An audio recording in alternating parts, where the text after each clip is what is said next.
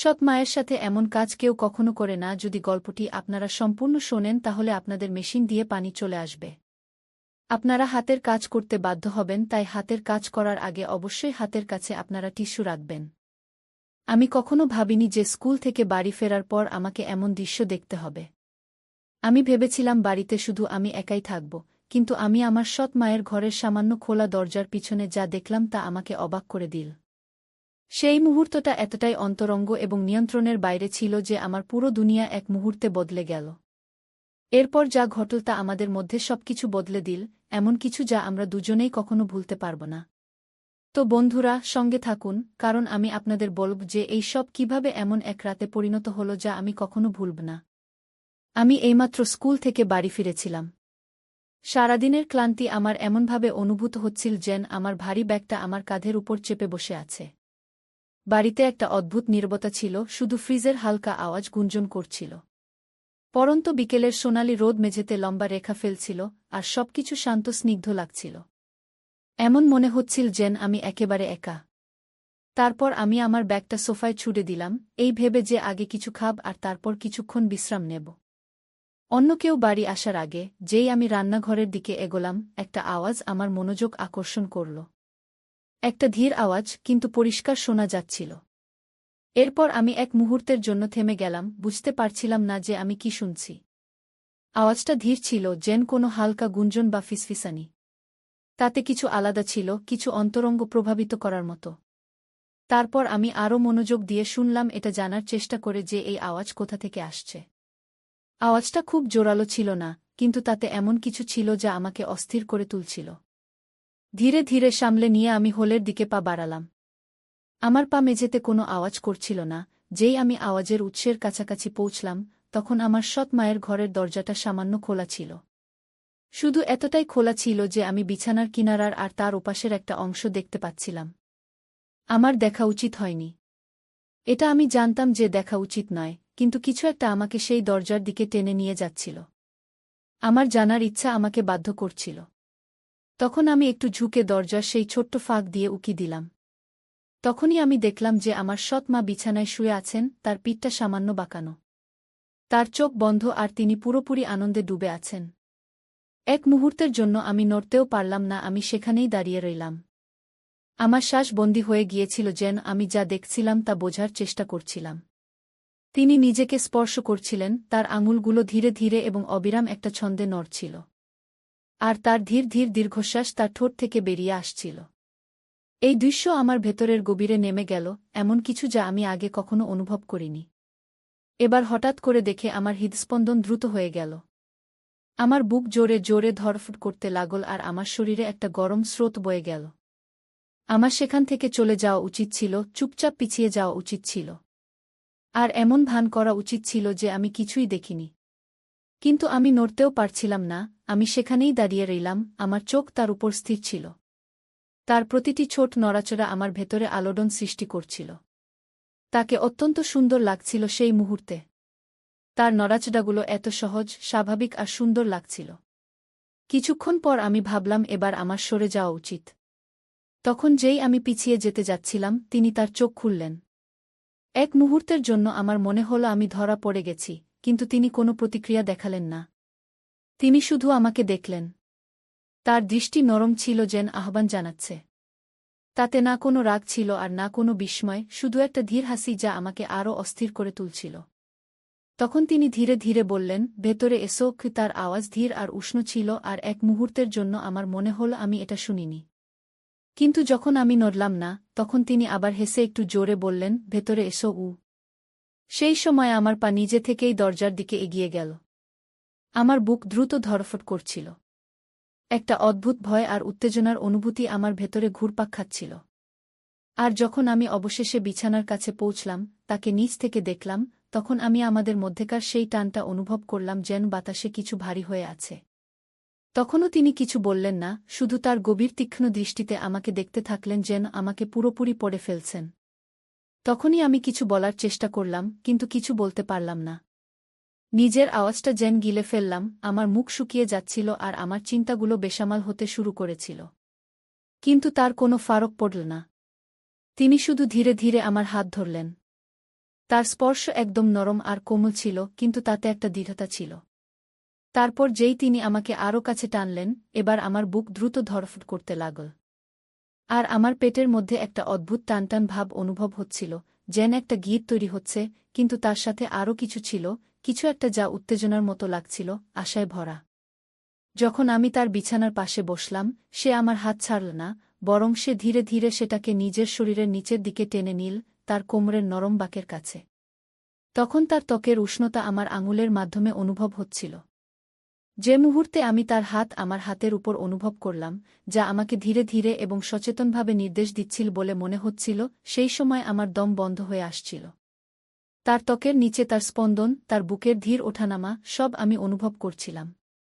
তখন সে আস্তে করে বলল, ভয় পেও না। কি তার গলা এত ধীরে ছিল যে প্রায় শোনাই যাচ্ছিল না, কিন্তু তাতে এক ধরনের কোমলতা ছিল যা আমার হৃদয়ে গেঁথে গেল।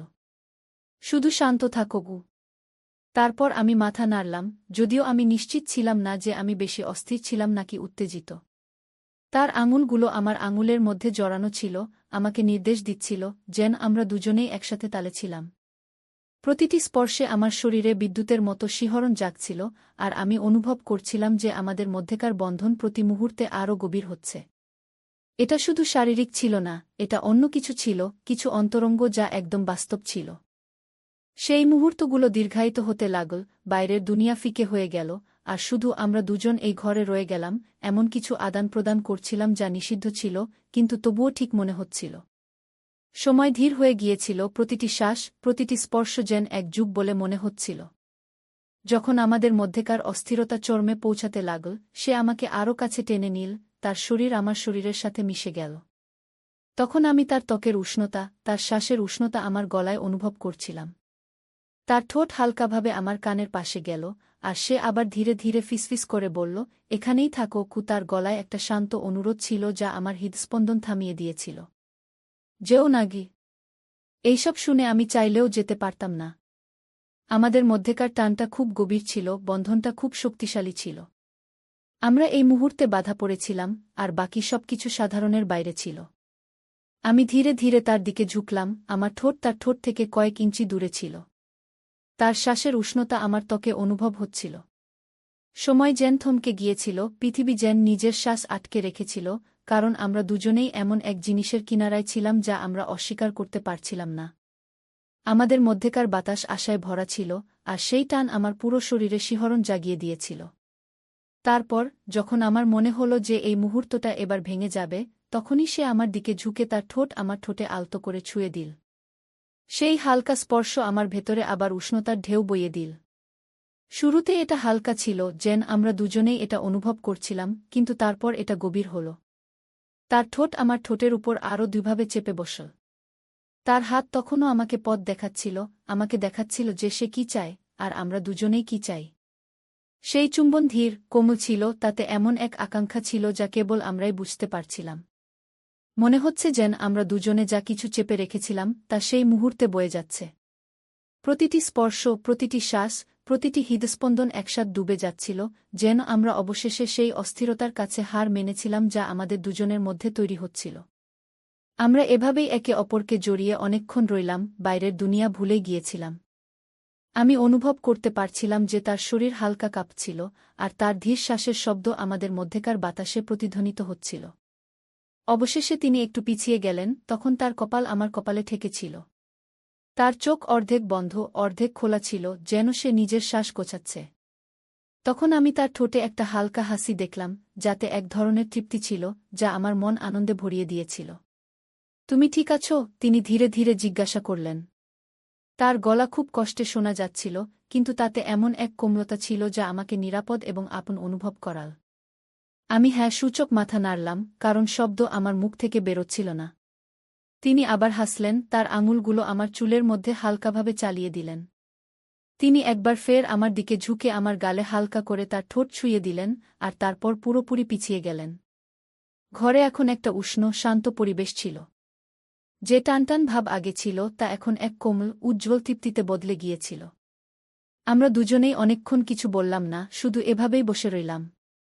আমাদের শ্বাস ধীরে ধীরে স্বাভাবিক হচ্ছিল। আমাদের মধ্যেকার উষ্ণতা এখন আরও নরম, আরও অন্তরঙ্গ হয়ে গিয়েছিল। তারপর তিনি তার মাথা আমার কাঁধে রাখলেন, আর আমি আমার হাত তার চারপাশে জড়িয়ে ধরলাম, আর তাকে কাছে টেনে নিলাম। যেমন আমরা এই হালকা ম্লান আলোতে বসেছিলাম, বাড়ির হালকা ঘরোয়া শব্দ আমাদের ঘিরে ধরছিল। যা কিছু আমাদের মধ্যে ছিল তা নতুন, ভঙ্গুর এবং সম্পূর্ণ অপ্রত্যাশিতভাবেই ঘটেছিল। কিন্তু সেই মুহূর্তে এই সবের কোনো মানে ছিল না। শুধু এটাই গুরুত্বপূর্ণ ছিল যে আমরা এখানে ছিলাম, এমন কিছু লেনদেন করছিলাম যা অত্যন্ত বিশেষ মনে হচ্ছিল, এমন কিছু যা কোনো কল্পনার অতীত ছিল। আর আপাতত এটুকুই যথেষ্ট ছিল। এই সবের মধ্যে আমাদের দুজনের মাঝের নীরবতা ধীরে ধীরে কমে আসছিল। ওদিকে জানালা দিয়ে ছেকে আসা রোদ এখন হালকা হতে শুরু করেছিল, ঘরে একটা নরম সোনালি আভা ছড়িয়ে দিচ্ছিল। কিন্তু ভেতরের সবকিছুতে একটা অদৃশ্য শক্তি ভরে ছিল, যা কিছু এইমাত্র ঘটেছিল তার গভীরতা পরিবেশে বজায় ছিল। আর যদিও আমরা দুজনের কেউই কিছু বলছিলাম না, কিন্তু এমন মনে হচ্ছিল যেন আমরা দুজনেই এমন কোনো মুহূর্তের অপেক্ষা করছিলাম যা এখনও পুরোপুরি ঘটেনি। আমি অনুভব করতে পারছিলাম যে তার শরীরটা আমার তুলনায় একটু শিথিল হতে শুরু করেছিল, কিন্তু যেভাবে তিনি আমার আরও কাছে সরে আসছিলেন, তার হাতটা ধীরে ধীরে আমার বুকের উপর রাখা ছিল, এটা স্পষ্ট ছিল যে আমাদের মধ্যে যা শুরু হয়েছিল তা এখনও শেষ হয়নি। আমার বুকটা তখনও জোরে ধড়ফড় করছিল, একটা অদ্ভুত উত্তেজনা আর নার্ভাসনেস আমার ভেতরে দৌড়চ্ছিল। তার উপস্থিতির প্রতিটি অংশ আমার চেতনা জুড়ে ছেয়েছিল, তার ধীর শ্বাস-প্রশ্বাস, তার ত্বকের উষ্ণতা যা আমার ত্বকের সংস্পর্শে ছিল, আর তার পারফিউমের হালকা সুগন্ধ যা তখনও বাতাসে মিশেছিল। তখনই ও আলতো করে মাথা ঘোরাল, তখন ওর ঠোঁট আমার গলার কাছে আলতো করে ছুঁয়ে গেল, যা আমার শরীরে একটা শিরশিরানি বয়ে দিল। সেই স্পর্শ হালকা ছিল, যেন আমি সেখানে ছিলামই না, কিন্তু সেটা আমার ভেতরে কিছু জাগিয়ে দিল, একটা ধিকিধিকি জ্বলা আকাঙ্ক্ষা। আমি কিছুক্ষণের জন্য চোখ বন্ধ করলাম, তারপর সেই অনুভূতিটা নিজের মধ্যে ধারণ করতে দিলাম। তারপর আমি ওর দিকে তাকালাম, তখন ওর চোখ আমার চোখের সাথে মিলল, আর এইবার ওর দৃষ্টিতে অন্য কিছু ছিল, কিছু গভীর, আর আরও তীব্র। আগের কোমলতা তখনও ছিল, কিন্তু তার নিচে একটা খিদে লুকিয়ে ছিল যা আমারই মতো মনে হচ্ছিল। ও একটা শব্দ বলেনি, কিন্তু যেভাবে ওর আঙুলগুলো আমার শরীরে আলতো আলতো বৃত্ত আঁকছিল, তা আমাকে সবকিছুর কথা বলে দিয়েছিল। তারপর আমি এগিয়ে গিয়ে ওর ঠোঁটে আবার স্পর্শ করলাম, কিন্তু এইবার কোনো দ্বিধা ছিল না, কোনো সীমা পরখ করার চেষ্টা ছিল না। এই চুম্বনটা গভীর ছিল, আরও তীব্র, যেন যে আকাঙ্ক্ষা আমরা দুজনেই এতদিন আটকে রেখেছিলাম তা অবশেষে বেরিয়ে এসেছিল। ওর আঙুলগুলো আমার বুকের উপর সরতে লাগল, তারপর ওর আঙুল আমার শার্টের কাপড়ে চেপে বসল, যেন ও আমাকে আরও কাছেই টানছে। আর আমি অনুভব করতে পারছিলাম যে ওর শরীরটা আমার বিপরীতে সাড়া দিচ্ছিল, ওর হালকা সুবাস আমার হুঁশ উড়িয়ে দিচ্ছিল। এই মুহূর্তটা যতটা বাধা দিচ্ছিল ততটাই নেশা ধরিয়ে দিচ্ছিল। এটা আলাদা ব্যাপার ছিল যে ও আমার সৎমা ছিল, কিন্তু যে সবসময় আমার নাগালের বাইরে ছিল, এখন সেটাই আমাদের মাঝের সম্পর্কটাকে আরও বিপজ্জনক করে তুলছিল। আর আমিও নিজেকে ওকে চাওয়া থেকে আটকাতে পারছিলাম না। যখন ওর হাত আমার ঘাড়ের পিছনে চলে গেল, তখন ও আমাকে আরও নিচে টেনে নামাতে নামাতে, যখন ও বিছানায় নিজের অবস্থান বদলাচ্ছিল, তখন ওর শরীর বালিশে আরামে এলিয়ে দিল আর ও আমাকে নিজের দিকে টানছিল। আমি সেই টান অনুসরণ করতে থাকলাম, যা এখন খুব জোরালো হয়ে উঠেছিল, আর শীঘ্রই আমি নিজেকে ওর উপর ঝুঁকে থাকতে দেখলাম, হাত দিয়ে নিজেকে সামলে, ওর দিকে তাকিয়ে থাকলাম। আমার শ্বাস হালকা আর দ্রুত হয়ে আসছিল, ওর বুকও দ্রুত ওঠানামা করছিল, কিন্তু ওর চোখ আমার চোখেই স্থির ছিল। আর সেই মুহূর্তে আমাদের মাঝের উষ্ণতা অনুভব করা যাচ্ছিল। তারপর ও হাত উপরে তুলল, আলতো করে আমার শরীরের রেখা স্পর্শ করল, তারপর ও আমাকে নিচে টেনে নিল, তখন আমরা ঠোঁট আরও একটা উষ্ণ চুম্বনে মিলিত হল। এইবার ওর হাত স্বাধীনভাবে ঘুরছিল, আমার পিঠ, আমার কাঁধ, সব জায়গা ছুঁয়ে দেখছিল, আমাকে আরও কাছে টানছিল, যতক্ষণ না আমাদের মধ্যে আর কোনো দূরত্ব রইল। ওর শরীরের উষ্ণতা আমাকে পুড়িয়ে দিচ্ছিল, আর আমি ওর হৃদস্পন্দন অনুভব করতে পারছিলাম, যা আমারই মতো দ্রুত স্পন্দিত হচ্ছিল, যা আমার জন্য স্পন্দিত হচ্ছিল। তখন আমি হাত ওর কোমরের দিকে নিচে নামালাম, ওর ত্বকের কোমলতা আঙুলের নিচে অনুভব করলাম, আর যখন আমি ওর শার্টের ধারে পৌঁছে একটু থামলাম, এই ভেবে যে আমি কোনো সীমা লঙ্ঘন করছি না। কিন্তু ও তখনও নিজেকে থামায়নি, বরং হালকা করে পিঠটা বাঁকাল, স্পর্শকে আরও উৎসাহিত করে। ওর শরীর আমার শরীরের প্রতি সাড়া দিচ্ছিল, যাতে কোনো সন্দেহ রইল না যে ও কি চায়। যখন আমার আঙুল কাপড়ের নিচে চলে গেল আর যখন আমি ওর ত্বকের উষ্ণতায় হাত রাখলাম, তখন আমি ওর হালকা একটা অস্ফুট স্বর শুনলাম। একটা কণ্ঠস্বর যা আমার ভেতরে এক নতুন উষ্ণতা ভরে দিল। যখন তার হাত আমার চুলে জড়িত হয়ে গেল, আমাকে আরও কাছে টেনে সে চুম্বনকে আরও গভীর করল। তার ঠোঁট দুটো সামান্য খোলা ছিল আমাকে ভেতরে ডাকার জন্য। তার স্বাদ ছিল মাদকতাপূর্ণ, আর আমি তার শরীরে বয়ে চলা টানটা অনুভব করতে পারছিলাম। যেভাবে সে আমার নিচে নড়াচড়া করছিল, তার প্রতিটি স্পর্শে এমন এক তীব্রতা ছিল যে অন্য কিছু ভাবা অসম্ভব হয়ে পড়েছিল। আমরা তখন একে অপরের মধ্যে সম্পূর্ণ হয়ে গিয়েছিলাম। আমাদের মাঝের সব দেওয়াল ভেঙে পড়ছিল।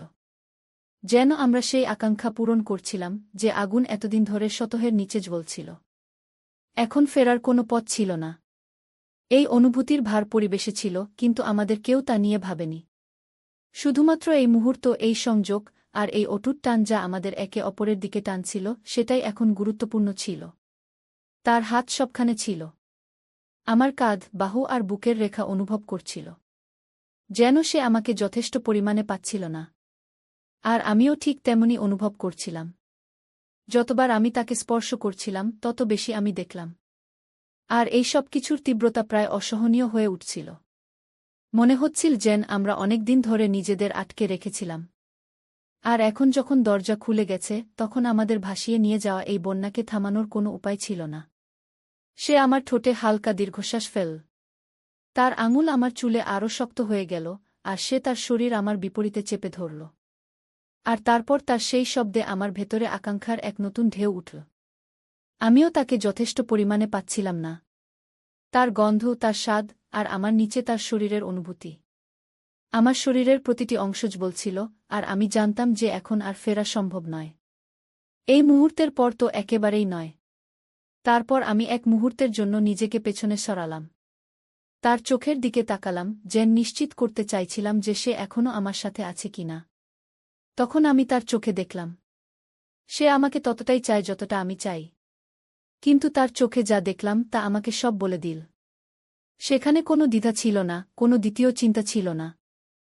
শুধু সেই জ্বলন্ত খিদে যা শুরু থেকেই ছিল, আমাকে এগিয়ে যেতে প্রেরিত করছিল। কিছু না বলেই সে আবার আমার হাত ধরল। তার আঙুল আমার শার্টের সামনে চেপে বসল। তারপর আমাকে নিজের কাছে টেনে নিল। তার মধ্যে একটা হালকা তাড়াহুড়ো ছিল। আর যখন আমাদের ঠোঁট আবার মিলল, তখন আমি নিজেকে পুরোপুরি এর মধ্যে হারিয়ে ফেললাম। সব সন্দেহ, সব ভয় ছেড়ে দিয়ে। আর সেই আকাঙ্ক্ষা পূরণ করতে লাগলাম যা আমাদের মধ্যে তখন থেকে তৈরি হচ্ছিল, যখন থেকে আমি সেই ঘরে এসেছিলাম। আমাদের মধ্যেকার টানাপোড়েন বিদ্যুতের মতো ছিল। প্রতিটি স্পর্শ, প্রতিটি চুম্বন আমাদের সেই সীমার আরও কাছে ঠেলে দিচ্ছিল। তার শরীর আমার নিচে নড়ছিল। তার হাত আমার ত্বকের উপর ঘুরছিল, যেন সে আমাকে যথেষ্ট পরিমাণে পাচ্ছিল না। আর তার শ্বাসের শব্দ ঘরে প্রতিধ্বনিত হচ্ছিল, আমাকে আরও পাগল করে তুলছিল। এখন আমরা পুরোপুরি একে অপরের মধ্যে হারিয়ে গিয়েছিলাম। সেই আবেগে জড়িয়ে পড়েছিলাম যা আমাদের পুরোপুরি নিজের দখলে নিয়ে নিয়েছিল। আর এখন ফেরার কোনো পথ ছিল না। তখন আমি তার আঙুল আমার বুকে অনুভব করলাম। তার স্পর্শ আমার শরীরে শিহরণ জাগাচ্ছিল, যেন সে আমাকে আরও কাছে টানছিল। তবুও তার শরীর আমার নিচে উত্তেজনায় ভরা ছিল, যেন আরও চাওয়ার আকুতি জানাচ্ছে। আর আমি তাকে সব দিলাম। প্রতিটি স্পর্শ, প্রতিটি চুম্বন, প্রতিটি ফিসফিসানি আমাদের এই মুহূর্তে আরও গভীরে নিয়ে গেল। এই মুহূর্তটা প্রায় অসহনীয় ছিল। আমাদের মধ্যেকার টানাপোড়েন চরমে পৌঁছে গিয়েছিল। যেন আমরা কোনো গভীরতর এবং আরও তীব্র কিছুর দিকে এগোচ্ছিলাম। কিন্তু আমরা এখনই সেখানে যেতে প্রস্তুত ছিলাম না। আমরা সেখানেই থেমে রইলাম, সেই কিনারায়। প্রতিটি স্পর্শ, প্রতিটি চুম্বনের আনন্দ নিচ্ছিলাম। যখন আমাদের মধ্যেকার উষ্ণতা বেড়েই চলেছিল, এমনকি মনে হচ্ছিল যে আমরা দুজনেই এই তীব্রতায় ফেটে যাব। এখন আমি তাকে আমার নিচে কাঁপতে অনুভব করতে পারছিলাম। তার শ্বাস ছোট এবং ভাঙা ভাঙা হয়ে আসছিল, যেন সে আমাকে আঁকড়ে ধরেছিল। তার শরীর আমার বিপরীতে এমনভাবে চেপেছিল যে আমার মাথা ঘুরছিল। আর আমি জানতাম যে সেও একই জিনিস অনুভব করছে। সেই একই অসহনীয় টানাপোড়েন, সেই একই মুক্তির আকুলতা। কিন্তু আমরা এখনও সেখানে ছিলাম না যেখানে থাকা উচিত ছিল। বরং আমরা তখনও সেই কিনারায় থেমেছিলাম। সেই মুহূর্তটাকে দীর্ঘায়িত করছিলাম, আশাকে আরও একটু বাড়তে দিচ্ছিলাম, যতক্ষণ না তা সহ্য করার ক্ষমতার বাইরে চলে যায়। ঘরটা আমাদের শ্বাসের শব্দে, আমাদের নামের ফিসফিসানিতে ধীরে ধীরে ভরে উঠছিল। যেন আমরা সেই আবেগের কাছে আত্মসমর্পণ করছিলাম যা এতদিন ধরে আমাদের মধ্যে জ্বলছিল। এই মুহূর্তটা নিখুঁত ছিল। আমাদের মধ্যেকার এই সংযোগ। আর যখন আমি তাকে আমার আরও কাছে টানলাম, আমাদের শরীর একসাথে একতালে চলছিল। তখন আমি জানতাম যে এরপর আর কিছুই আগের মতো থাকবে না। তারপর আমরা একটা সীমা পার করলাম। এখন আমরা সাধারণের থেকে বেড়ে কিছু বিপজ্জনক ক্ষেত্রে পা রেখেছিলাম। কিন্তু আমার আর কোনো কিছুর পরোয়া ছিল না। কোনো কিছুর পরোয়া ছিল না, কারণ সেই মুহূর্তে যখন আমরা কিছু গভীর মুহূর্তে পা রাখছিলাম, কেবল সেটাই গুরুত্বপূর্ণ ছিল। তার স্পর্শ, তার চুম্বন, তার শরীরের অনুভূতি, যেন আমরা পুরোপুরি একে অপরের মধ্যে হারিয়ে গেছি। আর যখন আমরা অবশেষে নিজেদের একে অপরের মধ্যে ছেড়ে দিতে লাগলাম, কারণ আমি জানতাম যে এটা তো সবে শুরু ছিল। তো বন্ধুরা, এই ছিল আমাদের আজকের ছোট্ট গল্প। আপনাদের এই গল্পটা কেমন লাগলো কমেন্ট করে অবশ্যই জানান। যদি আপনাদের এই গল্পটা ভালো লেগে থাকে তাহলে এটাকে লাইক করুন আর আপনার বন্ধুদের সঙ্গে শেয়ার করুন। ভবিষ্যতেও এমন রোমাঞ্চকর গল্পের জন্য আমাদের চ্যানেল সাবস্ক্রাইব করুন আর বেল আইকনটা টিপতে ভুলবেন না, যাতে আপনি আমাদের কোনো গল্প মিস না করেন। ধন্যবাদ।